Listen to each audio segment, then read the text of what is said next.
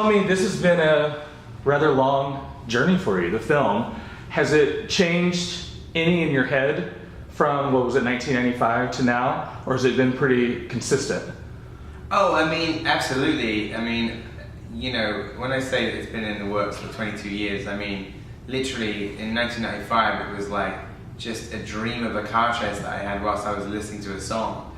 So back in 1995, I don't think I would even have said that I was a film director. I'd actually done my first movie by that point, but I was not, I still wouldn't have called myself a film director. So it was just something that, like, the idea of a premise that I'd had since that far back. But then, you know, in the intervening years of, you know, like the rest of my career, basically, thinking about exactly what that film was. But really it sort of started as like the idea of somehow marrying action to music. And then that became the sort of story of Baby and the basic premise of like a young getaway driver who can't operate unless the right music is playing. And, you know, then it like sort of started actually writing the movie. I think I first started solidly doing research for it like 10 years ago. And then I finished the first draft in 2011. So it's been something that like, I've been wanting to do for a long time. It was nice not to have this film set with the LA or New York skyline. So if I remember correctly, Atlanta was where everything was filmed and where it was set in. What made you kind of zone in on that part of the country and that city particularly? Well, to be perfectly honest, the first part of the answer would be tax breaks. However, I'll say this, that I had written it for Los Angeles. And because I was living in Los Angeles when I wrote it, so I wrote it for Los Angeles because that's the city that I knew best. And also, you know, the actual crime that takes place in the movie is something that happens in California a lot.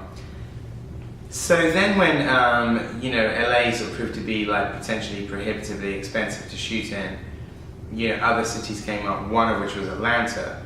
And initially, here's the irony, I was initially reluctant about it, but then once I started doing more research into Atlanta, which is a place up until that point, I'd only ever done press tours there or, you know, been stuck out in like a sort of like a studio in the middle of nowhere. It was actually sort of like through this process actually spending some time to get to know the city a bit more.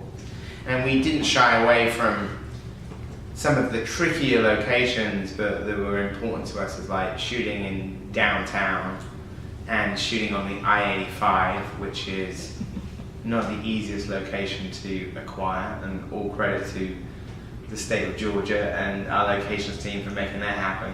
But it also I think by shooting in Atlanta, it actually pushes it away from some of the films that inspired it, like The Driver, Heat, Reservoir Dogs, Point Break, you know. Baby likes his music. Does your personal taste in music correlate with his, or did you kind of go outside that box? No, I'd say the Baby's taste in music is my taste in music.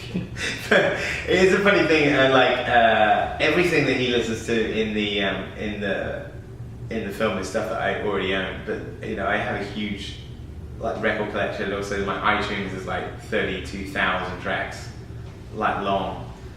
So that said, as I thought was interesting is that because Baby is like supposed to be like 21, and I just found it interesting with like, you know, and Ansel is one of those people themselves, the young people who, and I was like this when I was a teenager, you listen to music that was before your time, and you tend to listen to it without any context of where it came from, who the artist is, what the artist looked like. None of that matters at the end of the day. The only thing that matters is the music.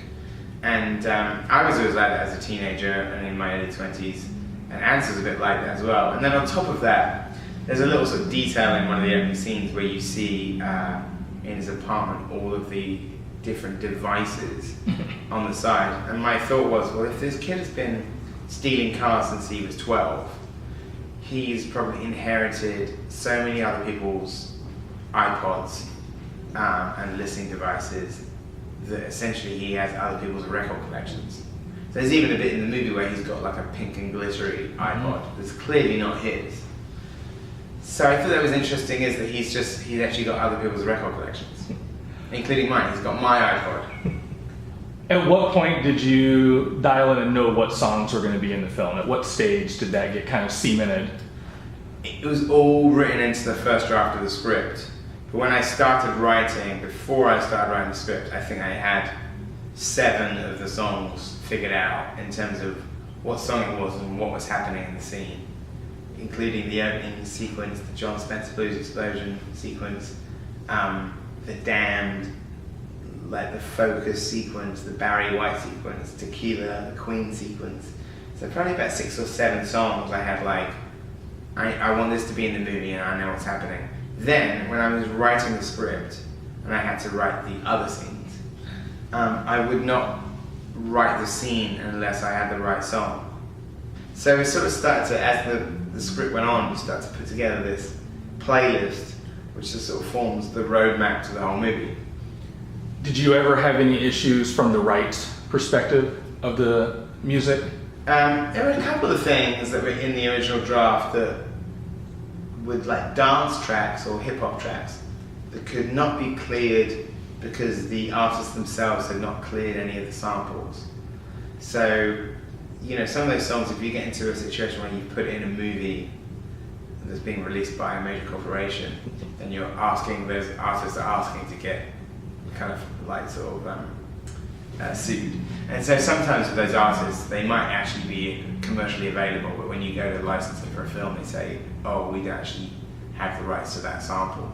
So there was probably about 3 tracks like that. I won't mention the artists and the songs, I don't want to get them in trouble.